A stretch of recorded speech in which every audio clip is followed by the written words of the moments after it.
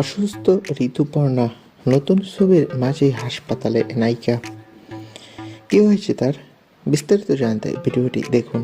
বলিউডের প্রত্যাবর্তনের আনন্দটা ঠিকমতো উপভোগ করার আগেই দুঃসংবাদ। জন্মদিনের দুদিন আগেই নতুন হিন্দি ছবি কাল ত্রিগুরির প্রথম ঝলক প্রকাশ করেছিলেন ঋতুপর্ণা সেনগুপ্ত। আরবাজ খানের সঙ্গে তার প্রথম ভৌতিক ছবি। সব মিলিয়ে ভক্তদের উত্তেজনা ছিল তুঙ্গে, কিন্তু এর মাঝেই হঠাৎ অসুস্থ হয়ে হাসপাতালে ভর্তি হয়েছেন নায়িকা।